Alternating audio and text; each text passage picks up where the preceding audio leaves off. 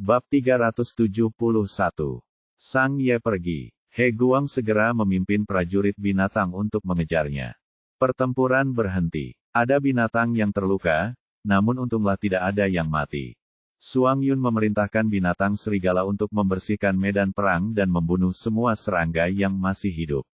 Ia juga ingin mengumpulkan sisa-sisa binatang yang diracuni oleh ngengat hantu dan mengkremasinya. Kemudian, ia akan membawa abunya kembali untuk dimakamkan. Bai Di menggali Huan-Huan dari salju. Tubuhnya gemetar karena kedinginan. Bibirnya pucat, dan air mata di wajahnya membeku. Gerakan sekecil apapun akan membuat wajahnya berair. Ekspresinya membuat hati Bai Di sakit. Ia menggendongnya dan membersihkan salju yang menempel di tubuhnya. Kemudian, ia menempelkan telapak tangannya yang hangat ke wajahnya. Setelah air mata yang membeku mencair, ia menyeka air yang membasahi pipinya. Huan-Huan meringkuk dalam pelukannya dan berkata dengan suara serak, "Sang Ye sudah pergi." Bai Di memeluknya lebih erat. "Aku tahu. Dia bilang akan kembali lagi, tapi aku tidak percaya padanya. Sebelum ibuku pergi, dia bilang akan kembali lebih awal. Tapi ternyata tidak. Dia berbohong padaku. Mereka semua pembohong." Bai Di tidak mengerti mengapa ada orang yang meninggalkan anak mereka sendirian, terutama jika anak itu adalah seorang perempuan kecil yang berharga. Tetapi kemudian dia memikirkannya dan langsung mengerti. Arti lain dari tidak kembali adalah pergi selamanya.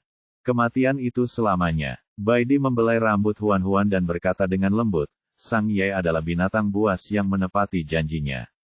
Dia berjanji akan kembali, jadi kami akan menunggunya bersamamu." Huan-Huan memejamkan mata dan berhenti bicara. Namun, tubuhnya masih gemetar tanpa sadar. Sueling terbang kembali bersama binatang-binatang berbulu. Ratu serangga itu terbang terlalu cepat.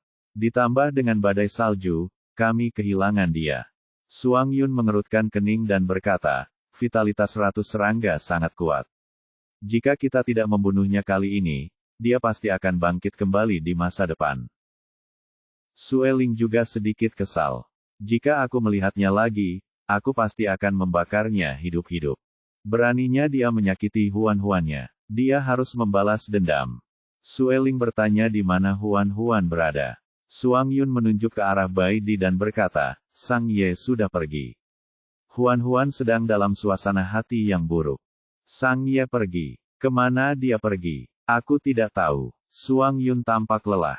"Dia mungkin pergi atas kemauannya sendiri karena dia tidak ingin melibatkan kita. Bahkan jika orang itu ingin pergi, dia seharusnya memilih hari yang baik.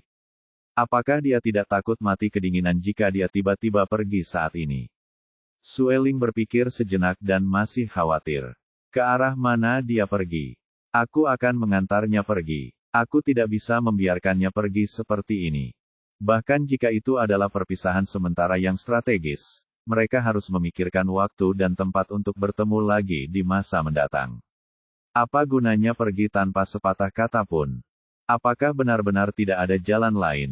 Suang Yun menunjuk ke suatu arah. Dia pergi ke arah itu. He Guang mengejarnya. "Kamu harus berhati-hati. Jangan biarkan He Guang menemukanmu. Jangan khawatir, dengan kekuatannya, dia tidak sebanding denganku. Aku pergi sekarang." Suang Yun segera bertanya, "Apakah kamu ingin kami menunggumu kembali bersama kami?" "Tidak perlu. Cepat kembali setelah selesai berkemas. Jangan biarkan Huan-Huan jatuh sakit karena kedinginan." "Oke." Sueling melebarkan sayapnya dan terbang ke langit, lalu segera menghilang di balik salju. Sesampainya di rumah, Bai Di menurunkannya ke tempat tidur. Saat dia tertidur, dia diam-diam meninggalkan kamar tidur. Tidak lama setelah dia pergi, Huan-Huan membuka matanya lagi. Racun dalam tubuhnya perlahan-lahan telah diatasi oleh benih kayu ilahi. Tubuhnya terasa jauh lebih baik, tetapi dia masih merasa tidak enak badan. Huan-Huan berkata dengan suara serak, "Bocah kecil, aku benci perpisahan." Sistem itu menghiburnya. Semua hal baik pasti akan berakhir.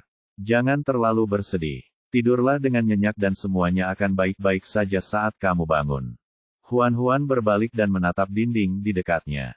Dia berkata dengan suara pelan, "Bahkan jika aku tidur dan bangun, Sang Ye tidak akan kembali." Dia sama seperti ibu. Dia meninggalkanku. Sistem itu mendesah. Ibumu meninggal dalam kecelakaan mobil. Itulah sebabnya dia tidak bisa pulang. Dia sebenarnya ingin berada di sampingmu. Jangan salahkan dia. Setelah waktu yang lama, dia mendengar Huan-Huan menjawab dengan cemberut, aku tahu. Dia tidak menyalahkan siapapun. Dia hanya merasa tidak enak. Hanya waktu yang dapat menyembuhkan rasa sakit karena perpisahan. Anakku, apakah kamu ingin menonton kartun? Film horor juga bisa. Huan-Huan terdiam sejenak. Bukankah kamu baru saja menghiburku? Mengapa topiknya tiba-tiba berubah menjadi kartun dan film horor? Saya mencari informasi di internet. Seseorang berkata bahwa cara tercepat untuk melupakan rasa tidak bahagia adalah dengan mengalihkan perhatian orang tersebut dan membuatnya fokus pada hal lain. Saya rasa menonton acara dan film dapat mengalihkan perhatian Anda. Bagaimana? Apakah Anda ingin menonton sesuatu? Kalimat terakhirnya membuat Huan-Huan tanpa sadar teringat pada seorang paman aneh yang menggoda anak-anak kecil dengan permen lollipop di tangannya. Dia mendengus. Acara apa yang kamu punya? Bagaimana dengan The Great Escape? Resident Evil juga tidak buruk. Ada juga Ju-on dan Sadako. Huan-Huan berkata perlahan, suasana hatiku sedang tidak enak. Tidak bisakah kau membiarkanku menonton film yang menghangatkan hati? Tunggu saja. Kebetulan aku punya film yang sangat menyentuh hati. Aku akan menunjukkannya kepadamu sekarang. Kemudian sistem mulai memainkan Doraemon. Mereka berdua menonton lebih dari 20 episode Doraemon dengan senang hati. Huan-Huan mendesah. Aku merasa kau adalah Doraemonku. Dia akan selalu berada di sisinya. Ketika dia sedih, dia akan menghiburnya. Ketika dia sendirian, dia akan menemaninya. Ketika dia dalam bahaya, dia bahkan akan berusaha sekuat tenaga untuk membantunya. Sistem itu segera membalas, saya tidak segemuk itu. Lalu kamu siapa? Aku ayahmu. Huan-Huan. Dia terdiam. Sueling kembali. Dia berkata, saya menemukan Sang Ye. Huan-Huan segera bertanya, bagaimana keadaannya? Dia baik-baik saja. Tidak ada yang salah dengannya. Oh, melihat ekspresinya yang muram, Sueling berkata, aku memintanya untuk menulis surat kepadamu saat dia senggang. Dia setuju. Mendengar hal ini, Huan-Huan langsung bersemangat. Benar sekali. Meskipun mereka terpisah, mereka dapat menggunakan ruang tersebut untuk saling mengirim pesan. Dia hampir lupa tentang ini. Untungnya, Sueling telah mengingatkannya. Huan-Huan melompat dengan gembira dan memeluk Sueling untuk menciumnya. Terima kasih. Sueling memeluknya dan menolak untuk melepaskannya. Dia berkata, dalam perjalanan pulang, aku tak sengaja bertemu dengan sekelompok binatang buas lainnya. Coba tebak siapa yang kutabrak. Siapa ini? Aku bertemu Sueyu. Dia membawa klan kayu ilahi untuk bergabung dengan Gunung Batu. Huan-Huan sangat terkejut. Mengapa mereka berpikir untuk datang ke Gunung Batu? Dia mengira bahwa setelah kejadian sebelumnya, klan kayu ilahi pasti sudah berselisih dengannya. Tidak mungkin bagi mereka untuk hidup rukun lagi. Sueling berkata, aku sudah bicara dengan Suehui. Dia bilang Bihuan dan Qian Ye sudah mati dan kota kayu suci sudah hancur. Sekarang klan kayu suci tidak punya tempat untuk dituju, mereka hanya bisa mengandalkan Gunung Batu. Bab 372. Sueling berkata, keluarga kami sangat sibuk akhir-akhir ini. Selain itu, He Guang dan prajurit binatang buasnya masih tinggal di kaki gunung. Aku tidak ingin klan kayu ilahi membuat masalah lagi, jadi aku meminta Suehui untuk membawa mereka ke Canggu. Huan-Huan segera bertanya, apakah itu tidak akan menimbulkan masalah bagi Canggu? Tidak, terakhir kali aku bertemu Canggu, dia secara khusus menyuruhku untuk meminta Suehui mencarinya jika dia datang mencari kita. Huan-Huan berkedip, Canggu kenal Suehui. Ya, mereka pernah berjuang berdampingan saat bencana serangga terjadi di masa lalu. Mereka bisa dianggap sebagai kawan. Kalau begitu, mereka pasti cukup dekat, kan? Hubungan mereka memang sangat baik. Dulu aku mengira mereka berdua akan menjadi pasangan dan sengaja menciptakan banyak kesempatan bagi mereka untuk akur. Sayangnya, Canggu tidak tahu apa-apa tentang hubungan. Pada akhirnya, Dia malah mengatakan kepadaku bahwa dia hanya menganggap Sue Hui sebagai saudara perempuannya dan tidak berniat untuk menjadi pasangannya. Sue Ling tidak dapat menahan tawa. Dia merasa geli dengan Canggu. Setelah Huan Huan mengetahui bahwa dia masih bisa berkomunikasi dengan Sang Ye, dia merasa jauh lebih tenang. Bahkan ada senyum di wajahnya. Kamu harus membiarkan alam berjalan sebagaimana mestinya. Jika mereka benar-benar ditakdirkan, mereka bisa bersama bahkan jika kamu tidak melakukan apapun. Tetapi jika mereka tidak ditakdirkan, tidak peduli seberapa cemasnya orang luar, itu tidak ada gunanya. Ibu jari Sue Ling mengusap bibirnya. Sama seperti saat aku merayu kamu. Jika kamu bersikeras menolak menerimaku, itu akan sia-sia tidak peduli bagaimana orang lain menjodohkan kita. Huan Huan sangat bingung. Apakah kamu mengejarku sebelumnya? Sue Ling menjawab dengan yakin, iya. Dia bahkan sudah mengaku berkali-kali. Dia juga memberikan bulunya dan meminta orang lain untuk membantu memberikan kata-kata yang baik untuknya. Dia telah menggunakan segala macam tipu daya di masa lalu, tetapi dia tidak peduli. Huan Huan tampak polos. Tapi pengakuan yang kau katakan padaku sebelumnya hanyalah lelucon. Lalu, pernahkah kau melihatku mengaku pada wanita lain dengan bercanda? Leluconku hanya untukmu. Itu pengakuan yang sangat jelas, tetapi kau bahkan tidak bisa menyadarinya. Kepalamu yang kecil itu kosong, bukan? Huan Huan mendengus. Ya, aku memang bodoh, sedangkan kau sangat pintar. Kau seharusnya tidak jatuh cinta padaku. Sue Ling mengusap-usap tubuhnya. Sebenarnya aku lebih bodoh darimu. Kalau tidak, aku tidak akan tertarik pada orang bodoh sepertimu. Hei! Siapa yang kau panggil anak bodoh? Sue Ling menatapnya sambil tersenyum. Siapapun yang menanggapiku adalah orang bodoh. Huan Huan sangat marah hingga dia menerkamnya dan menggigit dagunya. Saat makan malam, Suang Yun melihat bekas gigitan di dagu Sue Ling dan langsung tertawa. Hei, anak anjing mana yang berani menggigit tetua Sue Ling? Sebelum Sue Ling sempat berbicara, Huan Huan menendang betis Suang Yun.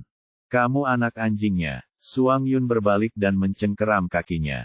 Jadi, kamu yang menggigitnya. Dia yang meminta. Huan Huan menarik kakinya dengan kuat, tetapi tidak berhasil menarik kakinya kembali. Dia tidak bisa menahan diri untuk tidak melotot marah. Lepaskan aku. Suang Yun tanpa malu mencondongkan tubuhnya ke depannya. Jika kamu menggigitku juga, aku akan melepaskanmu. Kamu tidak tahu malu. Kau tidak akan menggigitku. Kalau begitu aku akan mengambil inisiatif untuk menggigitmu. Begitu dia selesai berbicara, dia menundukkan kepalanya dan menggigit pipinya. Ketika Huan Huan sadar kembali, Suang Yun sudah melepaskan kakinya dan duduk tegak. Seolah tidak terjadi apa-apa, dia menyerahkan paha ayam besar kepada si besar dan berkata sambil tersenyum, ayamnya lumayan hari ini. Makanlah lebih banyak dan tumbuhlah lebih tinggi. Big Gudi menelan seluruh pahanya tanpa mengeluarkan tulangnya. Huan Huan tidak mau repot-repot memberi pelajaran pada Suang Yun. Dia segera berteriak pada si baik besar, cepat dan ludahkan tulang-tulang itu. Bagaimana kalau tulang-tulang itu tersangkut di tenggorokanmu? Big Gudi berkata, tulangnya enak sekali. Ayam Baidi sangat lezat. Bahkan tulangnya harum, renyah dan lezat. Huan Huan mengerutkan kening. Betapapun lezatnya, tulang tetaplah tulang. Tulang ayam lebih kecil dan sangat tajam. Tulang itu paling mungkin menusuk perutmu. Keluarkan saja. Atas desakannya yang berulang-ulang, Big Gudi dengan berat hati memuntahkan tulang ayam itu. Huan Huan mengingatkan keenam anak itu bahwa tidak peduli daging apapun yang mereka makan di masa depan, mereka tidak boleh memakan tulangnya. Anak-anak serigala itu setuju dengan putus asa. Melolong. Awalnya, si putih besar dan si putih kecil tidak suka tulang. Ketika mereka mendengar perintah ibu mereka, mereka pun menuruti perintah itu. Jenis kelamin kedua anak itu telah ditentukan. Keduanya adalah binatang jantan. Mungkin karena sifat kucing mereka, atau mungkin karena ayah mereka, Baidi, tetapi Big White dan Little White sangat pendiam dan tenang. Di usia yang masih muda, mereka sudah seperti orang dewasa kecil. Apapun yang mereka lakukan, mereka serius. Bahkan dalam hal daging, mereka berdua tampaknya memiliki prinsip sendiri. Mereka menggunakan cakar mereka untuk mengambil daging ayam dari tulangnya sebelum memakannya perlahan. Kemudian, mereka meletakkan tulang-tulang itu dengan rapi di dalam ember kayu di samping mereka. Setelah makan, mereka berdua akan keluar dengan ember di mulut mereka dan mengubur tulang-tulang itu di halaman belakang. Saat makan, Huan-Huan menyebut-nyebut klan kayu ilahi. Baidi berkata, alasan Suehui membawa klan kayu ilahi ke Gunung Batu terutama karena kamu. Suehui pasti ingin tahu keberadaan benih kayu ilahi. Satu-satunya orang yang tahu jawabannya sekarang adalah Huan-Huan. Alasan mengapa Suehui ingin mencari Huan-Huan sudah jelas. Huan-Huan meminum sup itu dan berkata perlahan, masalah klan kayu ilahi tidak ada hubungannya denganku lagi. Bahkan jika mereka datang mencariku, aku tidak ingin terlibat lagi. Mereka dapat melakukan apapun yang mereka inginkan. Apa yang dilihatnya dalam ingatan Bi Huan telah meninggalkan kesan yang mendalam padanya. Dia tidak akan pernah melupakan bagaimana rupa wanita suci itu ketika dia meninggal dan desahan yang dia buat ketika kayu ilahi itu jatuh. Bahkan hati alam pun hancur. Jelas terlihat betapa klan kayu ilahi telah bertindak berlebihan. Mereka sendiri yang menyebabkan hal ini. Baidi menyerahkan burrito ayam itu kepada Huan-Huan. Karena kamu ingin mengabaikan mereka, kami akan mengabaikan mereka mulai sekarang. Ya, memang tidak mudah bagi kita untuk mengurus diri sendiri. Siapa yang punya waktu untuk mengurus seluruh klannya? Huan-Huan membuka mulutnya dan menggigit burrito itu. Dia langsung mengernyitkan hidungnya dan menelan makanan itu dengan susah payah. Dia berkata dengan tidak senang, kenapa kamu tidak menaruh saus daun merah? Baidi tersenyum. Kamu belum pulih. Kamu tidak boleh makan makanan pedas. Luka-lukaku sudah sembuh. Lihatlah jika kau tidak percaya padaku. Xuan Wei duduk di samping mereka. Tentu saja, Baidi tidak akan membuka pakaiannya untuk melihat luka di bahunya. Dia membelai kepalanya. Bersikaplah baik. Ayo makan seperti ini hari ini. Aku akan membuatkanmu panekuk daging yang sangat pedas dalam 2 hari, oke? Huan-Huan bersenandung tanda setuju. Kau sudah mengatakannya. Jangan menarik kembali kata-katamu. Jangan khawatir, aku selalu menepati janjiku. Bab 373. He Guang tidak berhasil mengejar Sang Ye dan kembali dengan tangan hampa. Setelah itu, hubungannya dengan suku Serigala Batu mencapai titik beku. Suang Yun langsung menemui He Guang. Jika dia membawa pasukan binatang buas itu menjauh dari Gunung Batu, dia bisa mengembalikan uang sewanya secara penuh.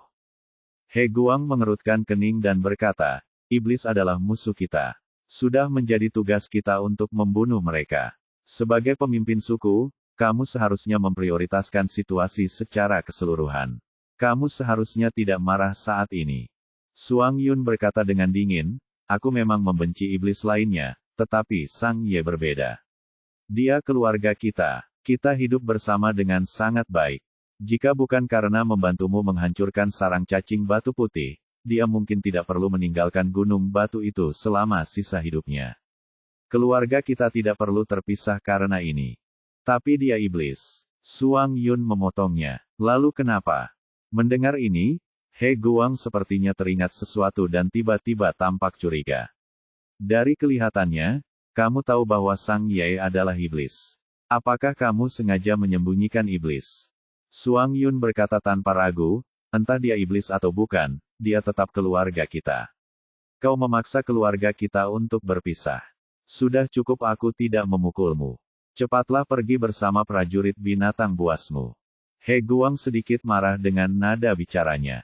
Namun, mengingat kerjasama mereka sebelumnya, dia tahu bahwa suku Serigala Batu adalah mitra yang baik. Dia tidak ingin berselisih dengan mereka sepenuhnya. He Guang berusaha sekuat tenaga untuk menahan amarahnya dan berkata dengan tenang, kau seharusnya senang karena akulah yang menemukan Sang Ye di sini hari ini dan bukan binatang buas lainnya.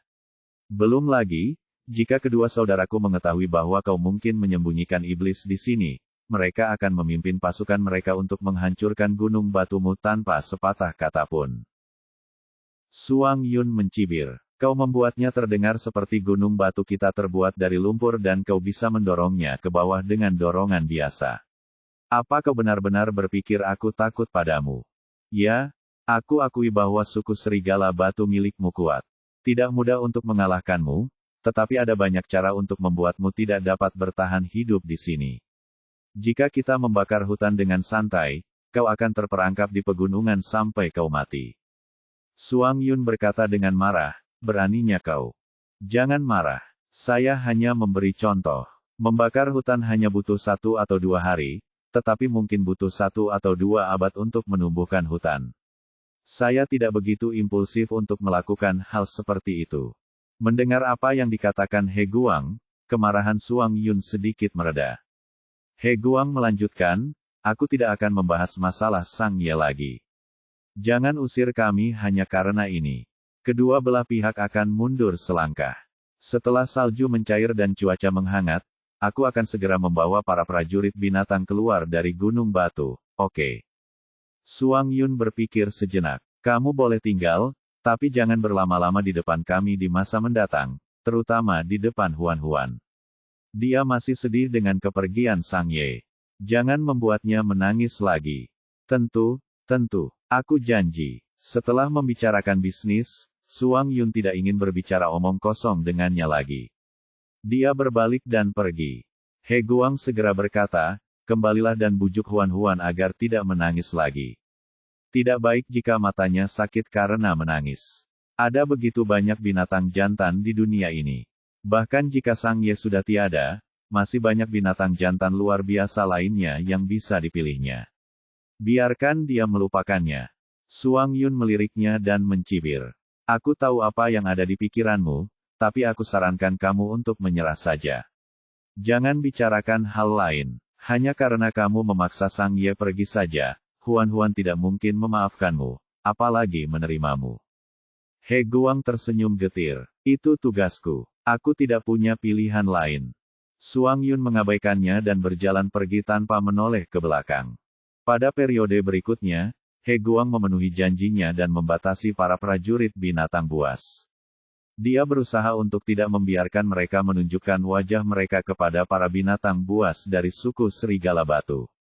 Terutama ketika mereka menghadapi keluarga Huan-Huan, mereka akan mengambil jalan memutar sehingga mereka tidak akan melihat mereka. Selama Huan-Huan bebas, dia akan menggunakan ruang untuk berkomunikasi dengan Sang Ye.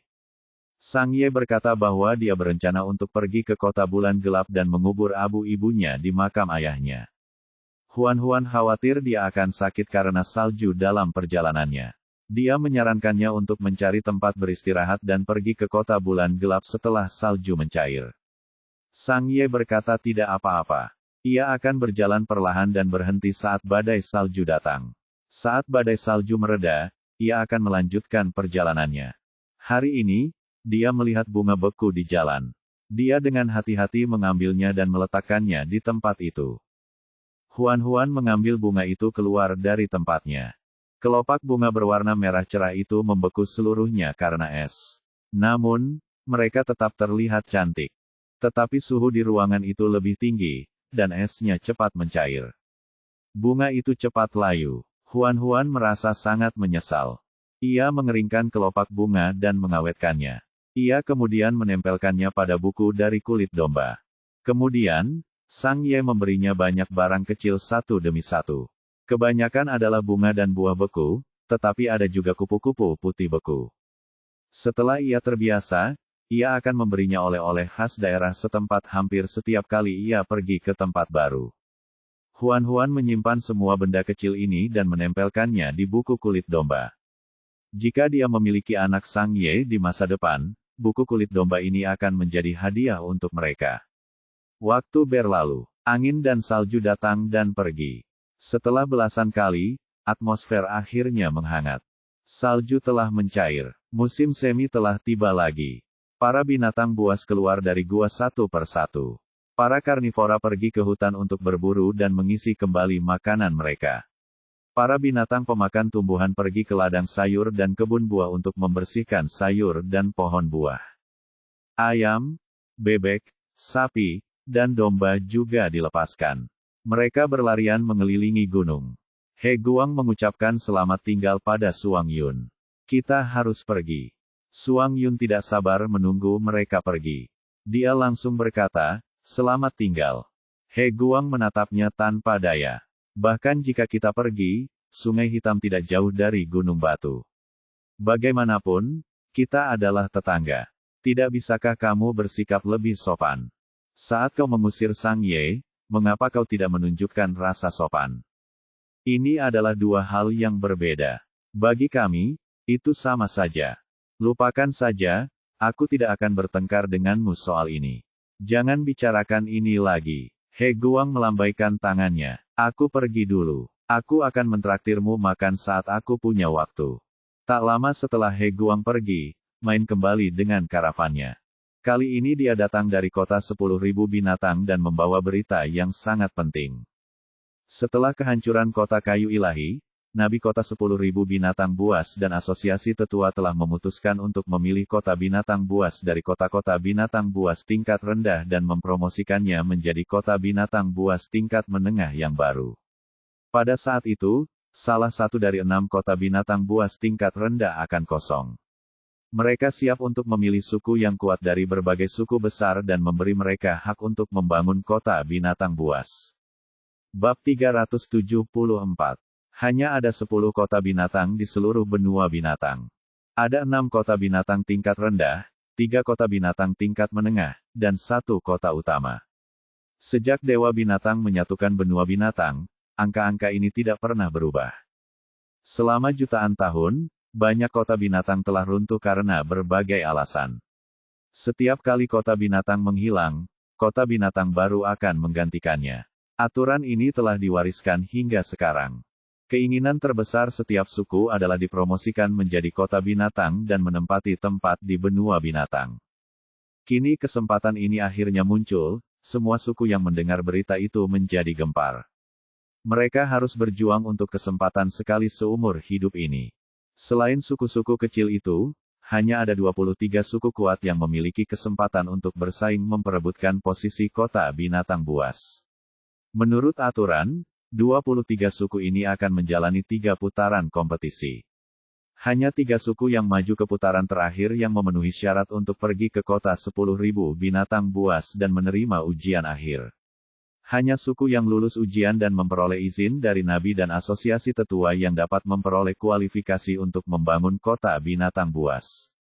Main terdiam sejenak, dan nadanya tanpa sadar menjadi bersemangat. Suku serigala batu milikmu termasuk di antara 23 suku ini. Selama kamu dapat mengalahkan 22 suku lainnya, kamu akan memenuhi syarat untuk membangun sebuah kota. Ketika Jiu Yuan dan Feng Lan mendengar ini, mereka berdua tampak bersemangat. Namun, Suang Yun tampak berpikir, tenang dulu, kita masih harus mempertimbangkan masalah ini. Jiu Yuan langsung bertanya, Patriark, mengapa kamu masih ragu-ragu? Ini adalah kesempatan yang sangat bagus. Ini artinya kita tidak boleh bersikap impulsif dalam hal apapun.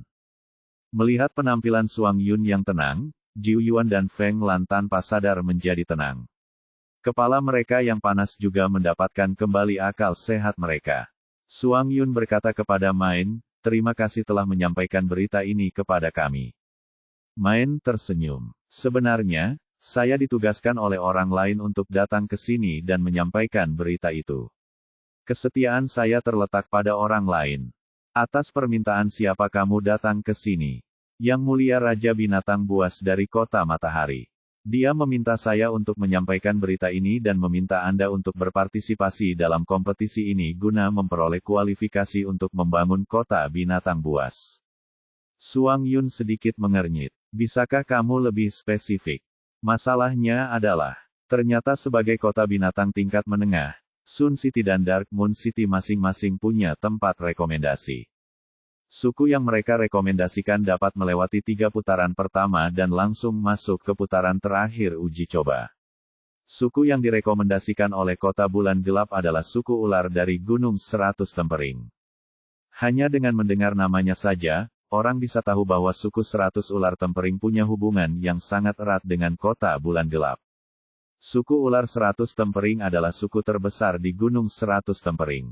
Mereka sangat kuat. Selama bertahun-tahun, dengan dukungan kota bulan gelap, mereka telah berkembang pesat. Jika mereka berpartisipasi dalam uji coba, mereka memiliki peluang besar untuk menang. Jika suku 100 ular penghalang memperoleh hak untuk membangun sebuah kota, itu akan sama saja dengan menambahkan lengan yang kuat ke kota bulan gelap. Ini adalah situasi yang sangat tidak menguntungkan bagi kota matahari. Main merendahkan suaranya. Untuk menghentikan rencana kota bulan gelap, Raja Binatang Kota Matahari akan memilih suku Serigala Batu. Dia bermaksud merekomendasikanmu untuk ujian terakhir. Jadi situasi ini juga melibatkan Dark Moon City. Suang Yun berpikir sejenak. Masalah ini penting. Aku perlu memikirkannya. Main segera berkata, tentu saja, tetapi waktunya tidak banyak. Ketika aku meninggalkan Sun City, persaingan antar suku sudah dimulai. Termasuk waktu yang kubutuhkan untuk sampai ke Gunung Batu, hanya tersisa 2 minggu. Sebaiknya kau beritahu aku jawabannya dalam 2 hari ke depan. Aku akan segera mengirim seseorang kembali ke Sun City untuk memberitahu Yang Mulia jawabannya. Ya, saya akan menghubungi Anda lagi besok. Setelah makan malam-malam itu, anak-anak naik ke atas untuk tidur. Suang Yun mengumpulkan orang dewasa untuk pertemuan keluarga. Dia mengulangi apa yang dikatakan Main sebelumnya hari itu di depan semua orang. Sueling tersenyum. Ini adalah kesempatan yang bagus. Kita dapat memanfaatkan kesempatan ini untuk memperoleh kualifikasi untuk membangun kota. Kita dapat memperluas wilayah kita secara terbuka nanti. Kita bahkan tidak perlu membangun benteng. Bai Di merenung. Kau lupa sesuatu. Huan-Huan masih dicari di kota 10.000 binatang buas. Kau dan aku juga ada di tim patroli kota. Jika kita pergi ke kota 10.000 binatang buas untuk mengikuti persidangan, kita mungkin akan ditangkap dan dijebloskan ke penjara bahkan sebelum kita masuk. Suang Yun segera berkata, aku khawatir tentang itu. Tentu saja, membangun kota binatang buas adalah hal yang baik. Namun, karena pertemuan Huan-Huan sebelumnya di kota 10.000 binatang buas, hubungan antara suku Serigala Batu dan kota itu menjadi sangat kaku. Jika mereka tidak dapat memecahkan masalah Huan-Huan sebagai wanita yang dicari terlebih dahulu, suku Serigala Batu tidak akan dapat berpartisipasi dalam persidangan dengan lancar. Huan-Huan berpikir sejenak, mengapa aku tidak pergi ke kota 10.000 binatang buas untuk menyerahkan diri? Aku tidak membunuh Mater sejak awal. Aku disakiti. Aku dapat memanfaatkan kesempatan ini untuk membersihkan namaku. Bai Di menolak sarannya tanpa ragu. Tidak, mengapa? Perkumpulan tetua memiliki prasangka yang mendalam terhadapmu. Jika mereka bersedia mendengarkan penjelasanmu, Xuan Wei tidak akan membawamu pergi dengan paksa. Jika kau mengambil inisiatif untuk lari sekarang, kau akan langsung masuk ke dalam perangkap mereka. Mereka pasti akan memanfaatkan kesempatan untuk mencoba membakarmu di tiang pancang lagi. Huan-Huan teringat pada orang-orang tua di asosiasi tetua dan langsung putus asa. Mengapa mereka harus menyalahkanku? Aku tidak menyinggung mereka. Xuan Wei, yang selama ini terdiam, akhirnya berkata, karena mereka perlu mencari kambing hitam. Huan-Huan sedikit terkejut, tetapi kemudian dia bereaksi. Mungkinkah orang-orang tua dari asosiasi tetua itu tahu siapa pembunuhnya? Mereka sengaja menyalahkanku untuk menutupi pembunuh yang sebenarnya. Itu hanya tebakanku. Aku tidak punya bukti untuk membuktikannya. Huan-Huan berkata dengan marah, jika memang begitu, para tetua itu terlalu jahat. Bai Di mengusap kepalanya. Kau tidak bisa pergi ke kota 10.000 binatang buas sebelum kebenaran terungkap. Bagaimana dengan persidangan? Ini adalah kesempatan sekali seumur hidup. Jika kita melewatkannya, siapa tahu kapan kita akan mendapat kesempatan lagi. Ya, kita harus mendapatkan kualifikasi untuk membangun kota binatang buas. Mengenai cara mendapatkannya, kita masih harus membicarakannya perlahan-lahan. Bai Di berpikir sejenak. Besok aku akan kembali ke Sun City dan menemui Bai Luo secara langsung untuk menanyakan apa yang terjadi dengan promosi kota binatang buas baru. Aku juga akan bertanya tentang kota 10.000 binatang buas. Suang Yun langsung setuju. Baiklah. Bai Di menatap Xuan Wei. Apakah kamu ingin kembali bersamaku? Xuan Wei bertanya, bisakah aku kembali? Tentu saja. Sun City adalah rumahmu. Kau boleh pulang kapan saja. Xuan Wei berpikir sejenak, lalu mengangguk. Baiklah, aku akan kembali bersamamu untuk menemui Bai Luo. Dulu, dia sedikit takut pada Wen Qian. Sekarang dia sangat kuat, tidak mudah bagi Wen Qian untuk menyentuhnya. Kalau begitu, memangnya kenapa kalau dia kembali untuk melihatnya?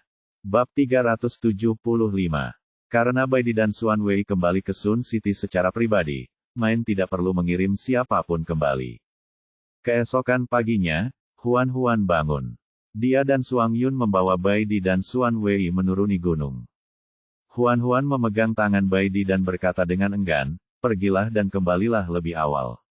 Hati-hati di jalan. Tulislah surat kepadaku saat kamu senggang. Baidi membelai kepalanya, mata birunya penuh dengan kelembutan. Baiklah. Saat kau sampai di Sun City, bantu aku menyapa Bai Luo dan Nimei. Oke, Huan memeluknya. Aku akan menunggumu di rumah, jadi kamu harus segera kembali. Baidi membungkuk dan mencium rambutnya. Baiklah. Meskipun dia enggan, Huan akhirnya hanya bisa pasrah. Dia melihat Baidi dan Xuan Wei pergi. Baru setelah mereka berdua menghilang di balik cakrawala dan tak terlihat lagi, Huan dengan enggan mengalihkan pandangannya dan mendesah. Dua orang lagi telah pergi. Suang Yun menggendongnya. Hehe, mereka semua sudah pergi. Mulai sekarang, kamu hanya milikku. Kita bisa tidur bersama setiap malam. Huan menyingkirkan kepalanya. Jangan lupakan Sueling. Pria tua itu pasti tidak bisa memuaskanmu. Lebih baik kau tidur denganku. Aku lebih muda dan punya lebih banyak energi. Aku bisa membuatmu merasa lebih baik. Huan menutup mulutnya dan tersipu. Ini siang bolong. Tidak bisakah kau bersikap kasar? Anak-anak masih menonton. Big Goody, Dos, Tres, dan Little Monster menatap mereka dengan keempat pasang mata hijau mereka yang polos, menandakan bahwa mereka tidak mendengar apapun dan tidak mengetahui apapun. Suang Yun menjulurkan ujung lidahnya dan menjilati telapak tangan Huan. Sentuhan itu membuat Huan menggigil. Dia buru-buru menarik tangannya dan melotot ke arahnya. Jika kamu terus main-main, aku akan tidur dengan Sueling setiap malam. Kamu tidak akan mendapat kesempatan. Suang Yun mendengus dan menahan diri. Dia berhenti mengganggunya dan tidak lagi bersikap kasar. Cuaca hari ini bagus. Matahari bersinar, dan semua binatang bekerja keras. Huan teringat benih yang dibawanya dari kota kayu ilahi. Dia bisa menanamnya sekarang. Dia menemukan titik gelap dan mengeluarkan spora jamur cahaya bulan. Totalnya ada lebih dari 20 spora. Dia dengan hati-hati menyebarkannya di batang pohon kering yang jatuh ke tanah, lalu memercikkan air ke atasnya. Selain itu, ia menanam 2 bibit krisan merah muda di ladang di sampingnya. Pada akhirnya, hanya ada 1 benih pohon pedang yang tersisa. Inilah yang diberikan pohon dewa padanya sebelum dia pergi. Huan membelai benih itu dengan lembut. Bocah kecil, bisakah benih ini ditanam? Sistem itu berkata, bisa ditanam, tetapi pertumbuhan pohon pedang sangat lambat. Bahkan jika Anda menanamnya di tanah sekarang, akan butuh setidaknya 1,5 tahun untuk tumbuh. Berapa tahun lagi pohon pedang itu akan tumbuh setinggi di kota kayu suci? Setidaknya 1000 tahun. Huan sangat terkejut. Selama itu, sistem menjelaskan, semakin tinggi level tanaman, semakin lambat pertumbuhannya. Pohon pedang adalah yang paling mirip dengan tanaman dewa di antara tanaman tingkat tinggi. Tentu saja, kecepatan pertumbuhannya akan sangat lambat. Butuh waktu lebih dari 1000 tahun. Ketika pohon pedang itu tumbuh, mayat dan peti mati Huan mungkin sudah hancur secara alami. Dia bertanya dengan nada menjilat, apakah ada cara untuk membuat pohon pedang tumbuh lebih cepat? Ya, siram saja dengan air saripati. Huan dengan cepat bertanya, apa itu air esensi? Air murni yang terkondensasi dari saripati alamiah langit dan bumi. Air ini dapat membantu tanaman tumbuh dengan cepat. Air ini sangat langka. Di mana saya bisa menemukan air esensi? Kamu mungkin bisa mendapatkan air esensi di laut dalam dan puncak gletser, tetapi kedua tempat ini sangat terpencil dan sangat berbahaya. Dengan tubuhmu yang kecil, kamu mungkin akan dimakan oleh binatang buas di jalan bahkan sebelum kamu mencapai tujuanmu. Huan mengerutkan bibirnya. Kamu sudah menjelaskan banyak hal, tetapi pada akhirnya, kamu mengatakan bahwa aku tidak bisa melakukannya. Tentu saja tidak. Alasan saya mengatakan begitu banyak adalah untuk memberitahu Anda bahwa saya punya air esensi. Huan melompat kegirangan. Ayah, kau benar-benar ayahku. Sistem itu berkata, air Saripati sangat berharga. Tidak peduli seberapa sakit hatiku padamu, aku tidak bisa memberikannya kepadamu dengan cuma-cuma. Kita masih harus menjalani prosedurnya. Huan mengerti apa maksudnya dan langsung bertanya, serahkan saja misi apapun kepadaku. Aku berjanji akan menyelesaikan misi itu. Apakah kamu ingat misi, suku Raja Pertumbuhan? Huan mengangguk. Tentu saja. Saat ini, suku Serigala Batu tempatmu berada telah naik ke kelas B. Kamu masih perlu 100 poin pengalaman lagi untuk mencapai kelas A. Saat kamu mencapai kelas A, aku akan memberimu akses level 4 ke Crystal Mall. Saat itu, aku akan menjual air esensi di mall. Jika kamu menginginkannya, kamu dapat menukarnya dengan kristal. Huan segera setuju. Baiklah. Aku akan menjalankan misinya sekarang. Semoga sukses, sayang. Crystal Mall level 4 sudah menunggumu. Huan sempat bersemangat, tetapi tiba-tiba ia menjadi tenang. Ia bertanya, bagaimana saya bisa mendapatkan 100 poin pengalaman? Poin pengalaman yang dibutuhkan untuk meningkatkan suku terutama berasal dari pembangunan infrastruktur suku dan pertumbuhan populasi suku. Kemajuan pembangunan terlalu lambat. Tidak mudah untuk mengumpulkan 100 poin pengalaman. Saya sarankan Anda memilih opsi terakhir. Maksudmu kau ingin aku menarik beberapa binatang buas ke dalam suku? Benar sekali. Dalam keadaan normal, 10 binatang dewasa dianggap sebagai 1 poin pengalaman, kata sistem itu dengan lembut. Aku akan membukakan pintu belakang untukmu. 1 binatang akan dianggap sebagai 1 poin pengalaman. Kau hanya perlu membawa 100 binatang ke dalam suku. Huan berkedip. Mengapa kedengarannya seperti kamu sedang melakukan MW? Lalu, apakah kamu akan membeli dariku atau tidak? Huan segera mengangkat tangannya. Saya akan membeli. Saya harus. Itu lebih baik. Huan menyentuh dagunya. Tapi sekali lagi, di mana aku bisa menemukan 100 binatang buas untuk masuk ke dalam suku sekarang? Tidak ada seorang pun di sekitar sini. Setelah suku Black River disiksa, suku-suku kecil di sekitarnya semuanya bergabung dengan suku Rockwolf. Tidak ada suku lain dalam radius puluhan kilometer. Sistem itu membimbingnya dengan sabar. Siapa bilang tidak ada binatang buas? Pikirkan baik-baik. Jelas ada banyak binatang buas di sekitar sini. Huan memikirkannya dengan serius, lalu akhirnya dia ingat. Oh, aku tahu siapa yang kamu bicarakan. Benar sekali. Jika kamu menarik mereka ke dalam suku, kamu pasti bisa mengumpulkan 100 poin pengalaman. Huan berada dalam posisi yang sulit. Itu tidak baik, kan? Mereka adalah prajurit binatang buas. Tidak baik bagi kita untuk secara terbuka pergi ke kamp militer untuk merekrut orang. Sistem. Dia menggertakkan giginya dan berkata, yang kumaksud adalah klan kayu ilahi. Bukan prajurit binatang buas. Beraninya dia berpikir untuk pergi ke kamp militer untuk menangkap orang. Apakah dia tidak takut dipukuli sampai mati? Bab 376. Setelah Sueling kembali, Huan berlari menemuinya untuk bertanya tentang klan kayu ilahi. Sueling mencubit pipinya. Kenapa kamu tiba-tiba khawatir tentang klan kayu ilahi? Bukankah kamu bilang kamu tidak ingin melihat mereka lagi? Huan menutupi wajahnya. Aku berubah pikiran. Oh, Sueling menatapnya sambil tersenyum tipis. Apa yang membuatmu berubah pikiran? Saya tidak bisa memberitahu Anda. Mengapa kamu tidak bisa memberitahuku? Itu rahasiaku. Sueling mencubit hidung kecilnya. Rahasia apa yang begitu penting sehingga kamu bahkan tidak bisa memberitahuku? Huan dicubit sampai dia tidak bisa bernapas. Suaranya agak teredam. Lepaskan. Sueling menatap wajah merahnya dan merasa dia sangat menggemaskan. Dia melepaskan hidungnya, lalu menundukkan kepalanya dan menggigit hidungnya. Huan terkejut dan melompat mundur seperti kelinci. Dia menutup hidungnya dan mengeluh, kamu menggigit orang tanpa mengatakan apapun. Apakah kamu seekor anjing? Sueling membungkuk dan mencondongkan tubuhnya di depannya. Dia menunjuk ujung hidungnya dan tersenyum.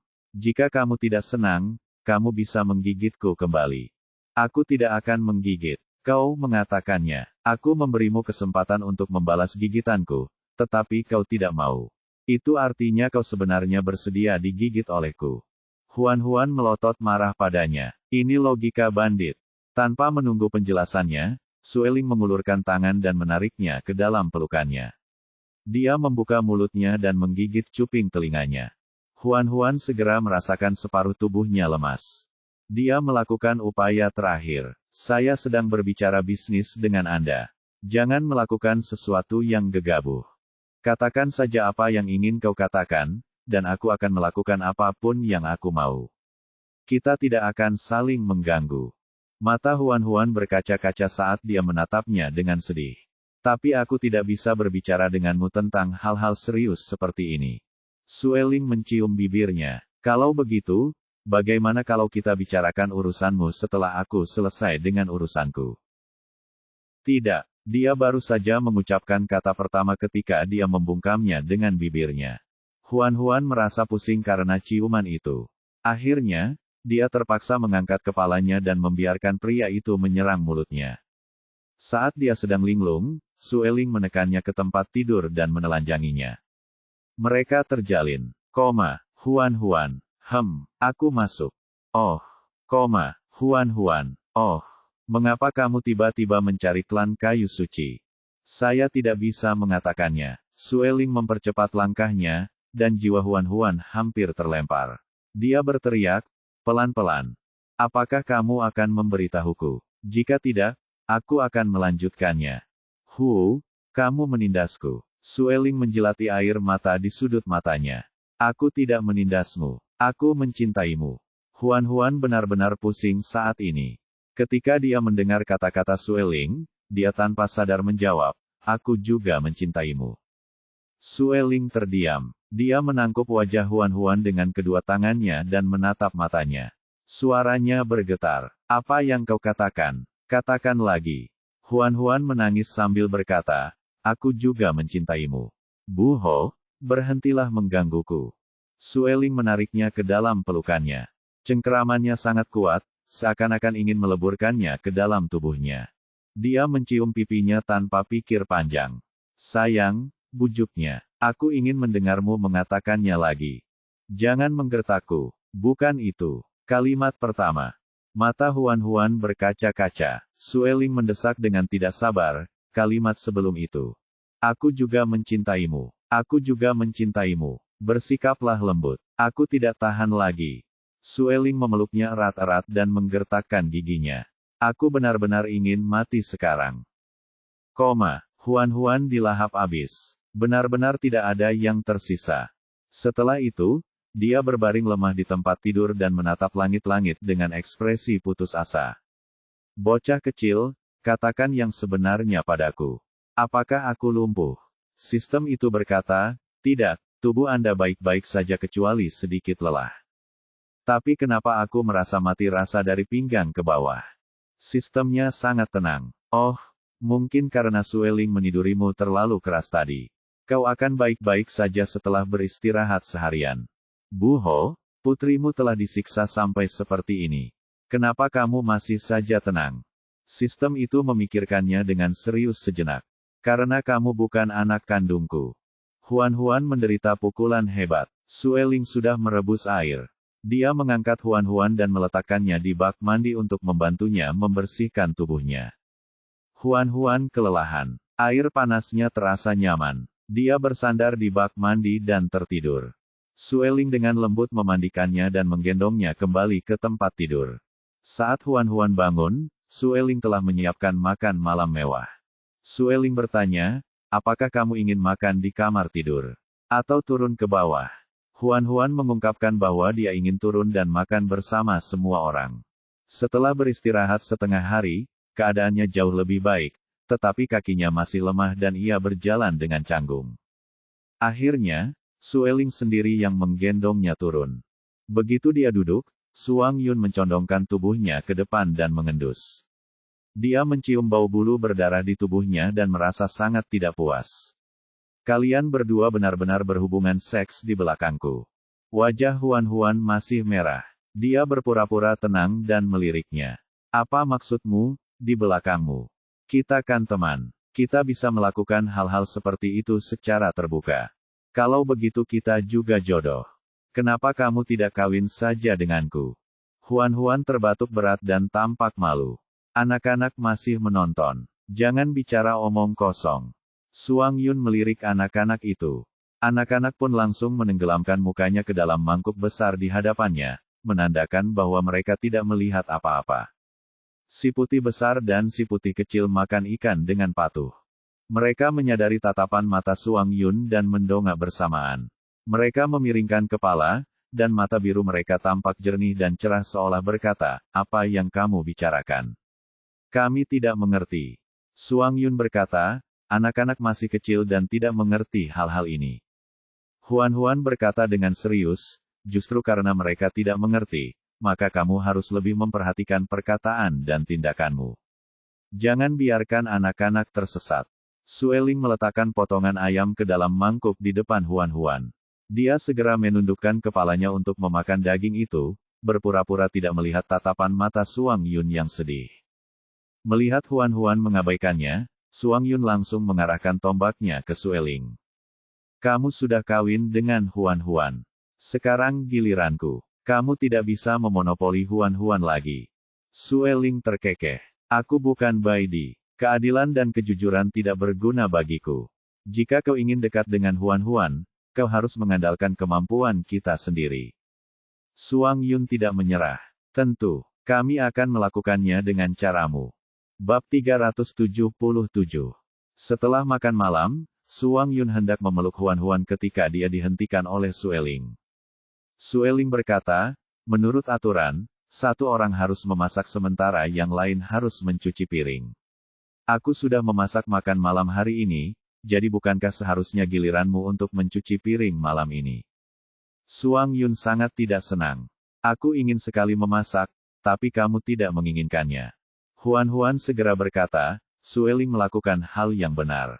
Suang Yun langsung meledak. Kau membantunya. Huan segera merapikan bulunya. Jangan marah. Aku tidak membantunya. Aku hanya tidak ingin kamu memasak. Apa salahnya aku memasak? Aku tahu masakanku tidak enak, tapi aku bisa lebih banyak berlatih. Suatu hari nanti, aku bisa membuat hidangan lezat. Baiklah, aku senang kau bertekad, tetapi kau harus tahu bahwa ada sesuatu yang disebut makanan yang tidak bisa dimakan di dunia ini. Ada juga kategori orang yang disebut pembunuh dapur. Masakanmu, baiklah, lebih baik aku tidak mengatakan apa-apa lagi. Suang Yun terdiam. Huan menepuk bahunya dengan sungguh-sungguh. Kamu harus tenang. Jangan memasak tanpa peringatan. Tidak apa-apa jika kamu membuatku takut, tetapi bagaimana jika kamu menakuti anak-anak? Di masa depan, kamu harus mencuci piring dengan patuh. Serahkan urusan memasak pada Sueling. Suang Yun cemberut. Aku bisa mencuci piring, tapi kamu harus tidur denganku malam ini. Huan langsung setuju. Baiklah.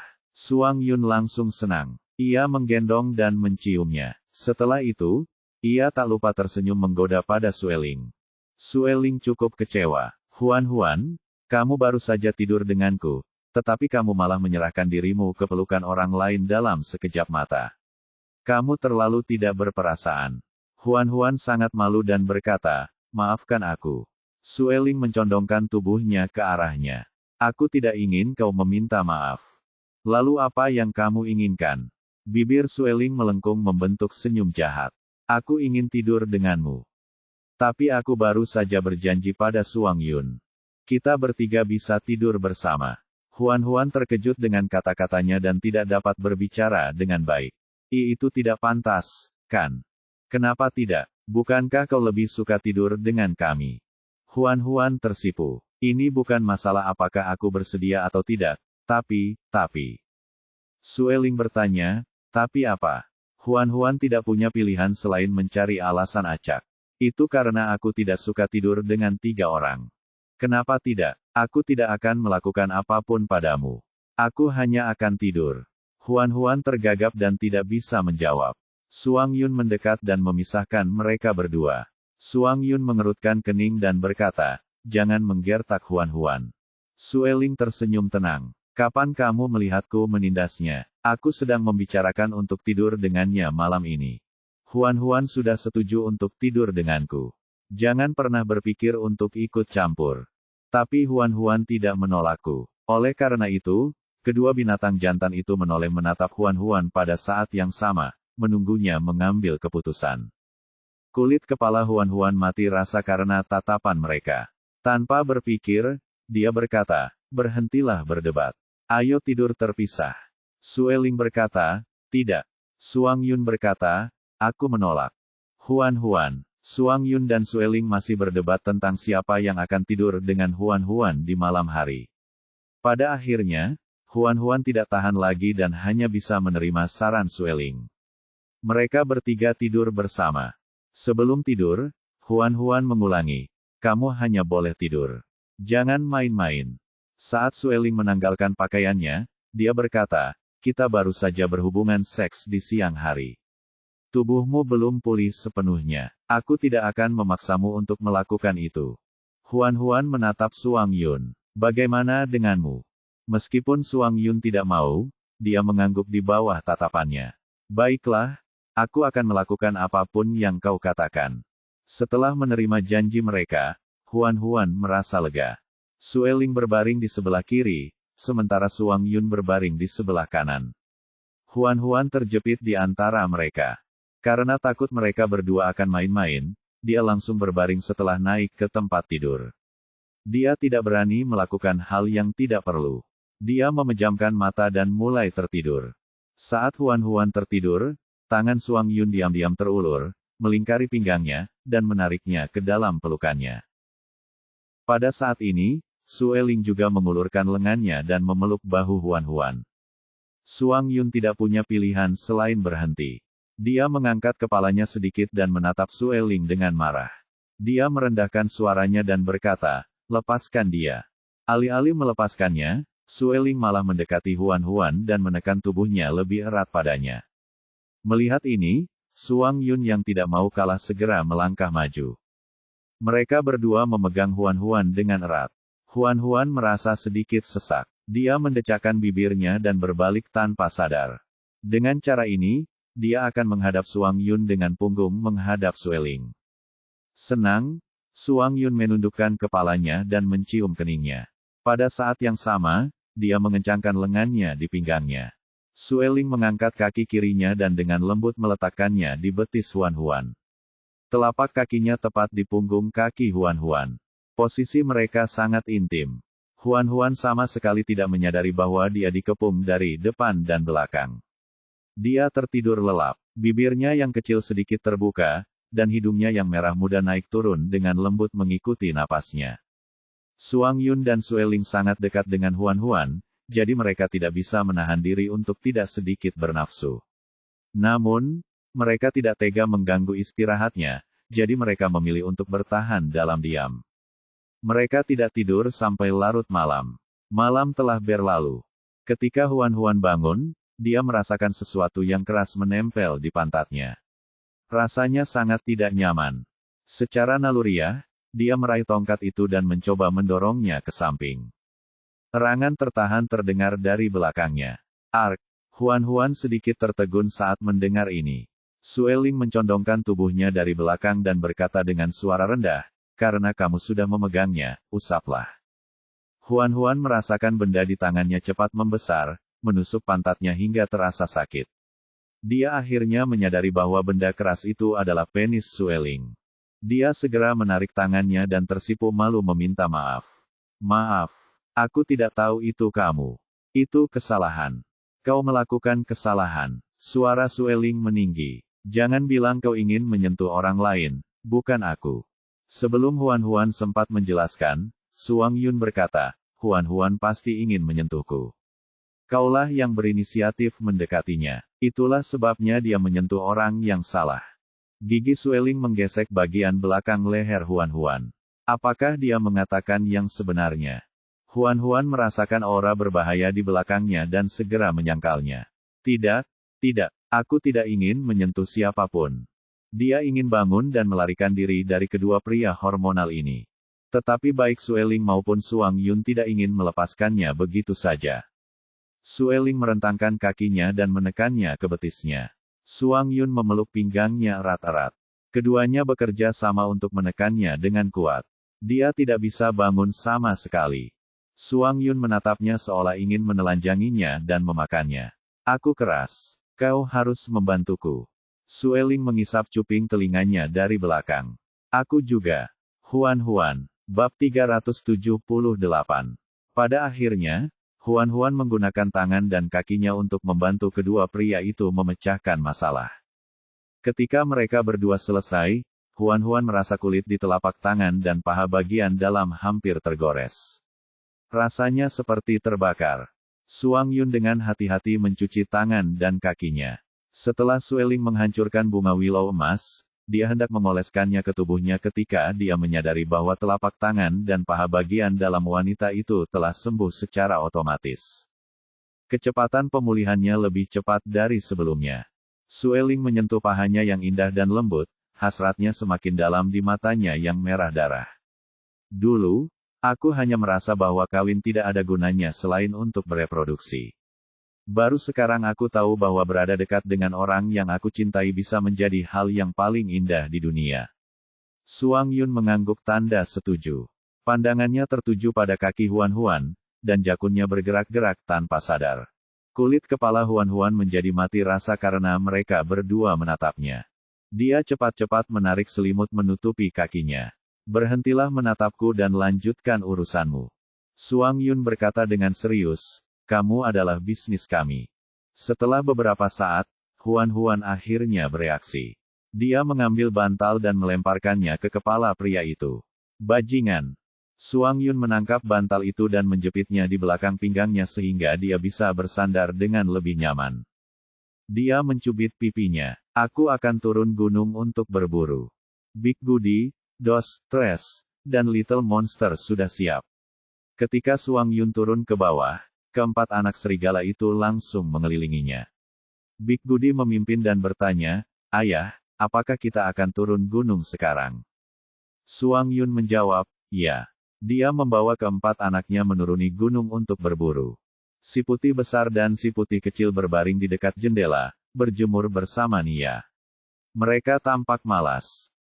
Setelah beristirahat sejenak, Huan merasakan tubuhnya sedikit pulih. Dia hendak bangun dari tempat tidur ketika Sueling menghentikannya. Berbaringlah sedikit lebih lama. Tidak, aku sudah berbaring seharian kemarin. Jika aku terus berbaring, aku akan membusuk, kata Huan sambil berpakaian. Aku ingin bertemu Suehui dan berbicara dengannya tentang sesuatu. Sueling bertanya, jangan bilang kau ingin memaafkan mereka. Orang-orang yang mereka sakiti adalah Divine Wood dan wanita suci. Jika ada yang memaafkan mereka, itu seharusnya Divine Wood atau wanita suci. Menurutku aku ini siapa? Aku tidak dalam posisi untuk memutuskan apakah mereka dimaafkan atau tidak. Benih kayu ilahi sekarang ada di tubuhmu. Kamu mewakili kayu ilahi sekarang. Huan menghela napas. Sejujurnya, apa yang dilakukan klan kayu ilahi terhadap klan kayu ilahi benar-benar membuat marah. Jika itu aku mungkin tidak akan pernah memaafkan mereka. Sueling tersenyum penuh pengertian. Kalau begitu, jangan memaafkan mereka. Kamu tidak perlu melakukan apapun yang akan menyulitkanmu. Huan mendesah pelan. Tapi kalau dipikir-pikir lagi, bagaimana mungkin seseorang tidak membuat kesalahan dalam hidup? Bi Huan, pelakunya, sudah meninggal. Klan kayu ilahi juga telah menderita kerugian besar. Banyak orang telah meninggal. Mereka bahkan mengorbankan raja binatang buas mereka dan menghancurkan kota kayu ilahi. Kalau begitu, mereka seharusnya sudah merasakan pembalasan. Apakah kamu benar-benar akan memaafkan mereka? Huan menggelengkan kepalanya. Aku perlu menemui Suehui sebelum aku mengambil keputusan. Baiklah, karena kamu bersikeras ingin menemuinya, aku akan mengantarmu ke sana besok. Huan segera mengangguk. Aku juga bisa mengunjungi Canggu. Karena dia akan datang ke rumah Canggu sebagai tamu, dia pasti tidak bisa pergi dengan tangan kosong.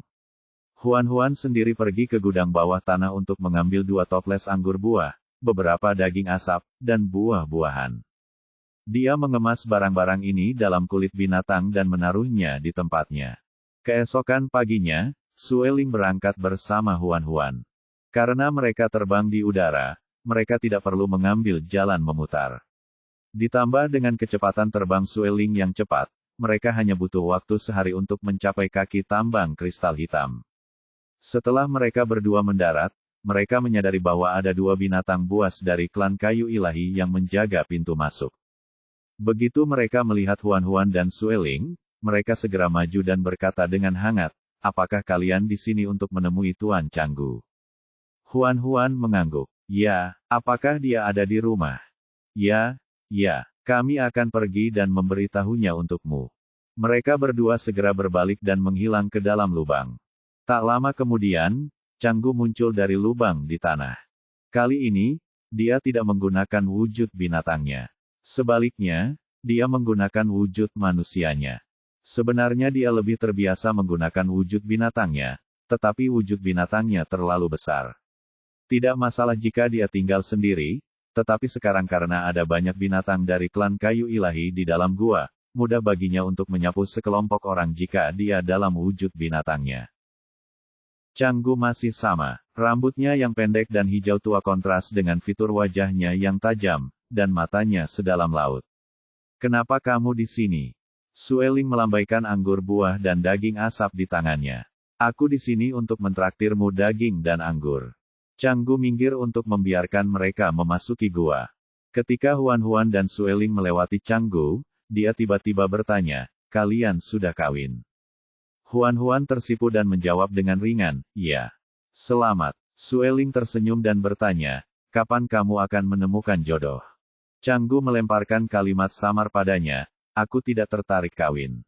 "Jangan bilang kamu buruk dalam hal itu. Kamu terlalu banyak berpikir. Aku suka cara hidupku saat ini.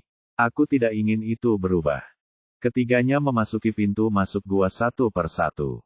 Mereka menyusuri terowongan menuju area yang luas. Banyak binatang buas dari klan kayu ilahi tinggal di gua ini sekarang. Ada banyak lubang kecil di dalamnya, dan ada beberapa bunga dan tanaman yang tidak dapat mereka beri nama. Tempat itu telah berubah drastis. Binatang-binatang dari klan kayu ilahi sangat menghormati Canggu. Ketika mereka melihatnya, mereka membungkuk. Canggu tetap acuh tak acuh dari awal sampai akhir. Ia membawa Huan-Huan dan Sueling masuk lebih dalam ke dalam gua hingga mereka tiba di sebuah lubang yang baru digali. Ini adalah tempat tinggal sementaranya. Huan-Huan masuk dan langsung tertarik oleh kristal hitam berkilau di dinding. Seluruh dinding di sini dipenuhi dengan kristal hitam.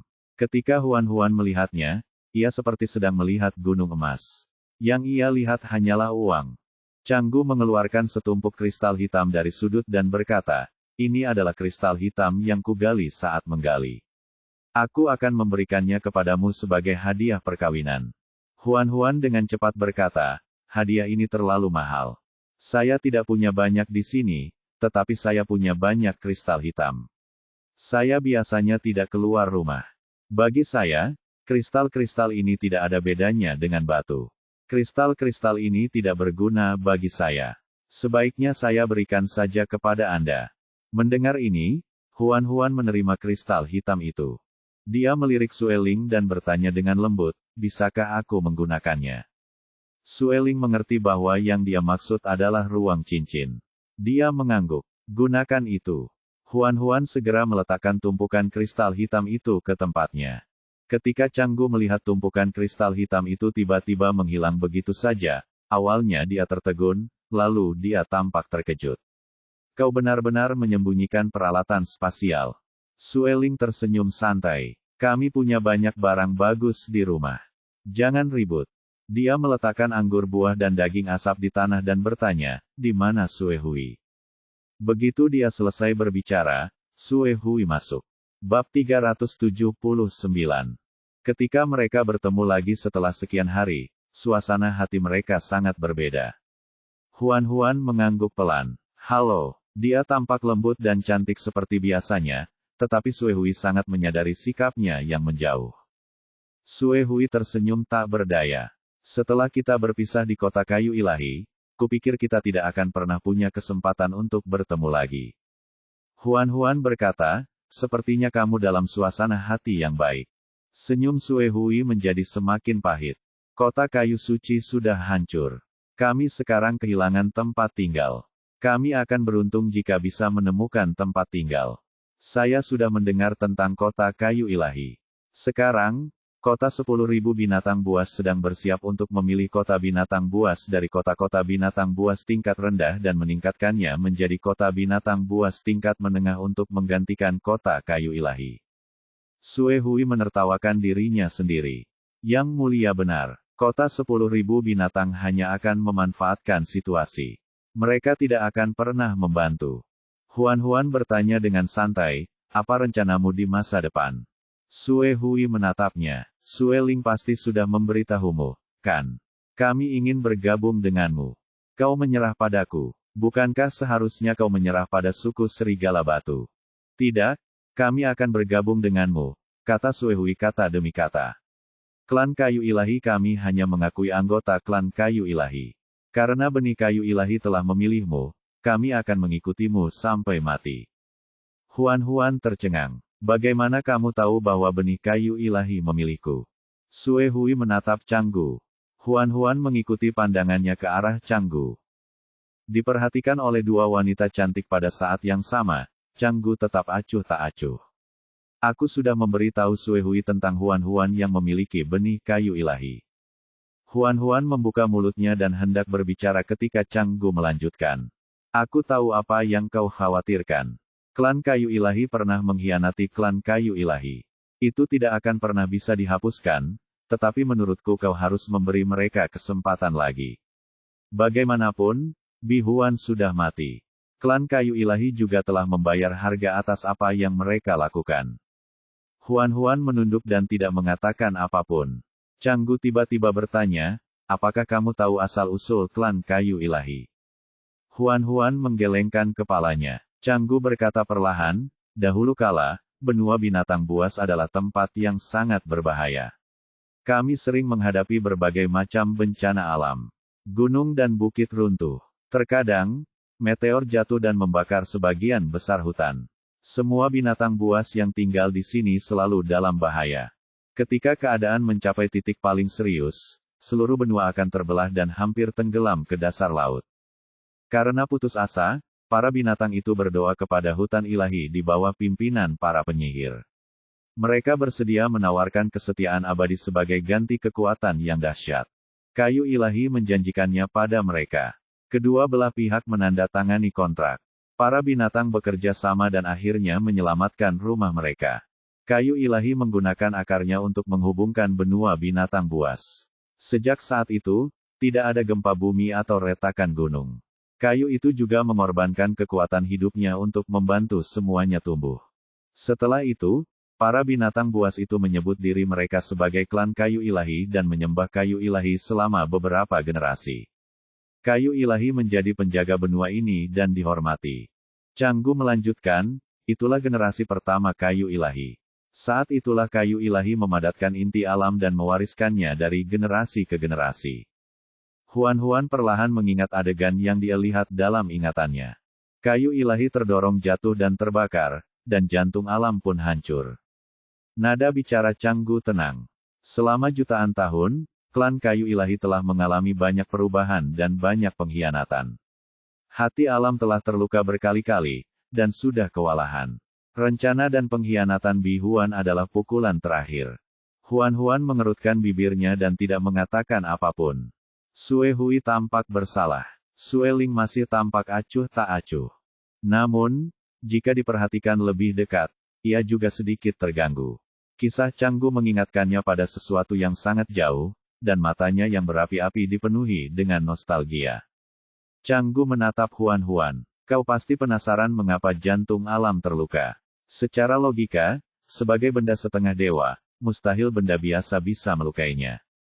Huan benar-benar tidak mengerti bagaimana itu terjadi.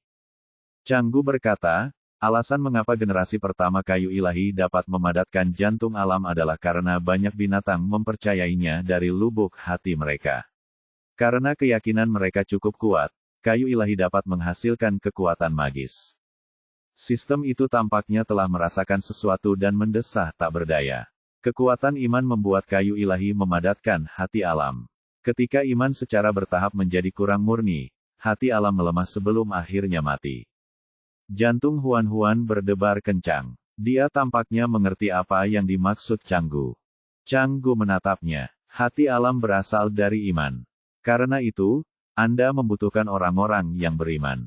Semakin banyak orang beriman, semakin besar kekuatan keimanan yang akan diperolehnya, dan semakin tinggi pula peluang mereka untuk berhasil memadatkan hati alam. Sue Hui memanfaatkan kesempatan itu untuk menunjukkan kesetiaannya. Klan kayu ilahi kami bersedia menjadi pengikutmu. Perkataan Canggu menggoda Huan, tetapi dia masih ragu. Dia bertanya, klan kayu ilahimu pernah mengkhianati kayu ilahi. Bagaimana aku bisa mempercayaimu lagi? Sue Hui berkata, aku bersumpah demi jiwaku bahwa aku akan selalu setia.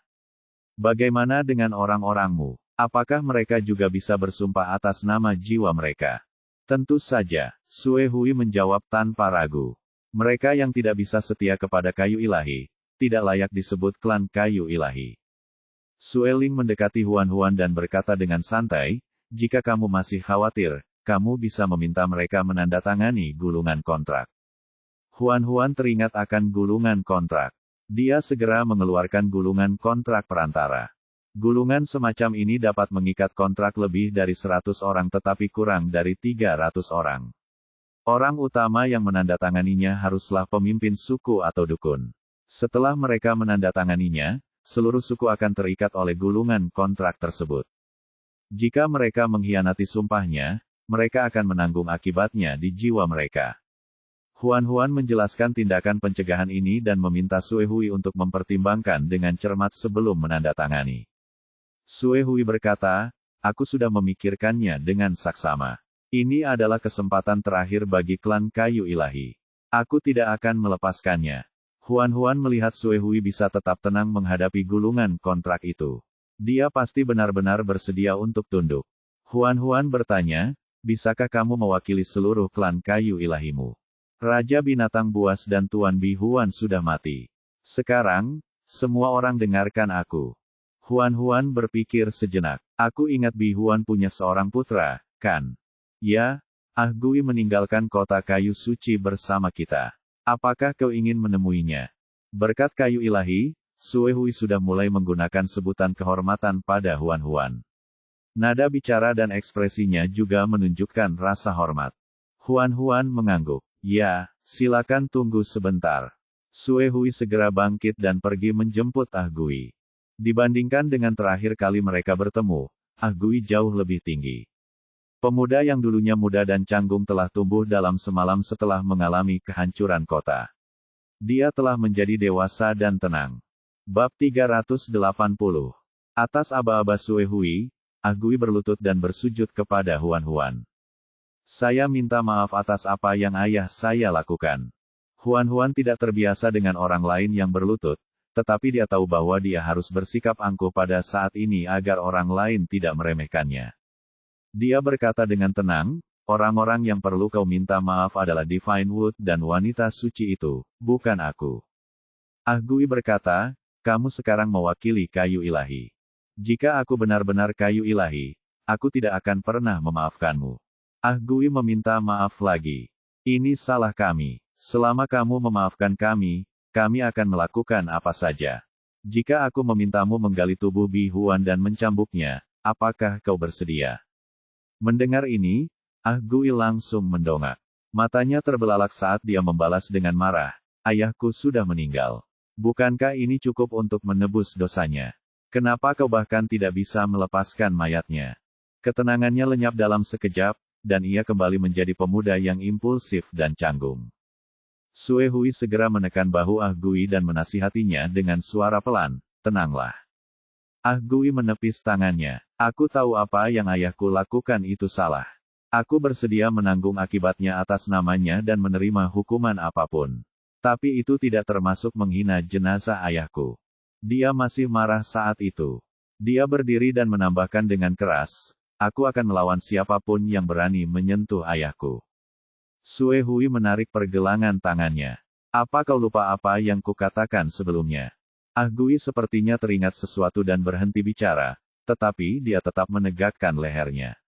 Dia tidak berniat menundukkan kepala dan berkompromi. Melihat bahwa dia tidak mendengarkannya, Sue Hui hanya bisa menoleh dan berkata perlahan, Ah Gui masih muda dan impulsif. Jangan merendahkan dirimu seperti dia. Huan berkata dengan santai, aku tahu. Dia memang impulsif. Kalau tidak, dia tidak akan membuat ayahnya marah saat itu. Mendengar dia menyebut ayahnya, Ah Gui teringat masa lalu. Matanya memerah, dan perasaannya semakin buruk. Huan berkata perlahan, jika kamu tahu hal ini akan terjadi saat itu, apakah kamu masih akan melakukannya? Ah Gui mengepalkan tangannya. Aku akui bahwa aku tidak peka saat itu. Aku bersedia berubah sekarang. Berubah. Huan tersenyum. Karena kamu bilang begitu, aku bersedia memberimu kesempatan. Baik Ah Gui maupun Sue Hui membeku. Huan berkata, apakah kamu kenal main? Ah Gui tampak bingung. Sue Hui berkata, iya. Dia salah satu pengurus kamar dagang Golden Leaf. Huan mengangguk. Ya, Main telah mendirikan cabang di Gunung Batu. Setiap bulan, ia membawa sekelompok orang ke dan dari Gunung Batu dan Sun City. Mereka umumnya dikenal sebagai pedagang keliling. Ah Gui, pergilah dan bergabunglah dengan Main. Aku akan memberimu waktu 6 bulan untuk belajar dan mengasah kemampuanmu.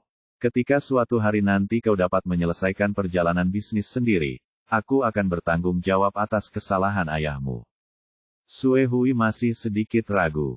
Menjadi pedagang keliling itu sangat sulit dan membosankan.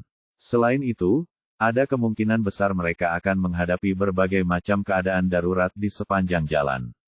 Risikonya sangat tinggi. Bahkan dengan pedagang tua seperti Main yang memimpin jalan, sulit untuk menjamin bahwa mereka akan mencapai tujuan dengan selamat. Namun Ah Gui tidak terlalu memikirkannya. Dia setuju tanpa ragu. Baiklah, aku pasti akan berhasil. Huan mengeluarkan gulungan kontrak dasar lainnya. Saya tidak suka janji kosong. Tanda tangani kontraknya. Dia menuliskan rinciannya dan menyebutkan batas waktunya. Dia juga menulis bahwa laba yang diperoleh bisnis tersebut harus tidak kurang dari 50 kristal kelas menengah. Sue Hui mengerutkan kening. Ah Gui, kamu harus memikirkannya dengan hati-hati. Aku sudah memikirkannya. Ah Gui segera mencap gulungan kontrak itu. Ini hanya perjalanan bisnis. Tidak ada artinya bagiku. Huan menyingkirkan gulungan itu dan tersenyum. Adalah baik bagi kaum muda untuk memiliki ambisi. Sue Hui menghela napas. Pada titik ini, dia hanya bisa berkata kepada Ah Gui, aku harap kamu bisa bertahan dan tidak menyerah di tengah jalan. Ah Gui penuh percaya diri. Aku akan berhasil. Jangan khawatir. Ah Gui penuh percaya diri. Aku akan berhasil. Jangan khawatir. Sue Hui membaca kata-kata pada gulungan kontrak. Kata-kata itu tidak dikenalnya. Dia seharusnya tidak dapat mengenalinya, tetapi secara ajaib, dia dapat mengerti apa artinya. Gulungan kontrak ini memang ajaib. Dia menekankan sidik jarinya pada gulungan itu. Kata-kata pada gulungan itu berkelebat gelap, dan pola mahkota duri muncul di bagian belakangnya. Kontraknya resmi berlaku. Huan menyimpan gulungan itu. Akhirnya selesai. Sueling membuka toples anggur dan menuangkan semangkuk anggur buah untuk semua orang. Ayo, mari kita rayakan bergabungnya klan kayu ilahi. Itu adalah pertama kalinya mereka minum. Rasanya aneh di mulut mereka, tetapi setelah beberapa teguk lagi, mereka menyadari bahwa semakin banyak mereka minum, semakin enak rasanya. Sue Hui menyipitkan matanya. Ini anggur buah. Aku melihat kamar dagang daun emas menjualnya di kota 10.000 binatang sebelumnya. Agaknya, anggur-anggur itu juga diambil dari Gunung Batu, kan? Huan mengangguk. Ya, anggur buah itu sangat populer di kota 10.000 binatang buas. Anggur itu akan segera dijual dengan harga selangit oleh kamar dagang daun emas. Ayah dan anak dari keluarga Jing pasti menghasilkan banyak uang. Huan tersenyum. Itulah sebabnya saya meminta Ah Gui untuk belajar cara menjalankan bisnis. Ketika dia bisa menjalankan bisnis secara mandiri, dia tidak perlu lagi bergantung pada kamar dagang Golden Leaf. Dia juga bisa berjualan di berbagai kota binatang buas dan mendapatkan lebih banyak penghasilan. Berbicara tentang ini, Sue Hui tidak bisa menahan diri untuk tidak terlihat khawatir. Aku khawatir Ah Gui masih terlalu muda dan akan menderita di luar. Ah Gui membela diri dengan keras. Jangan perlakukan aku seperti orang bodoh, oke? Aku sangat pintar. Aku tidak akan kalah. Huan juga berkata, anak muda harus keluar dan menjelajah. Baru ketika dia menderita, dia akan menyadari betapa kekanak-kanakannya sekarang. Ah Gui tidak senang. Siapa yang kau sebut kekanak-kanakan? Sue Hui menepuk bagian belakang kepalanya. Sungguh tidak sopan. Kamu harus menghormati Nona Huan. Ah Gui memegang kepalanya dan bergumam, bisakah kau berhenti memukul kepalaku? Kau tidak bisa begitu saja menyentuh kepala binatang jantan. Jika kamu tidak patuh, aku akan memukulmu. Aku bukan anak kecil lagi. Kenapa aku harus patuh? Canggu dan Sueling saling mengetukkan mangkuk, lalu mengobrol sambil minum perlahan. Keduanya bisa menahan minuman keras dengan baik. Setelah minum sebotol anggur buah, mereka masih belum mabuk. Setelah makan dan minum sampai kenyang, Sueling menggendong Huan ke tempat bersih untuk tidur. Ketika dia bangun keesokan paginya, dia pulang bersama Huan. Sue Hui menyusul bersama klan kayu ilahi. Setelah kembali ke rumah, Huan segera memerintahkan seseorang untuk membereskan kamar-kamar kosong di tempat tinggal sementara. Ketika klan kayu ilahi tiba, mereka akan pindah ke sana. Menurut aturan suku Serigala Batu, klan kayu suci harus tinggal di tempat tinggal sementara selama 3 bulan. Mereka baru bisa tinggal secara resmi di Gunung Batu setelah mengumpulkan poin kerja yang cukup.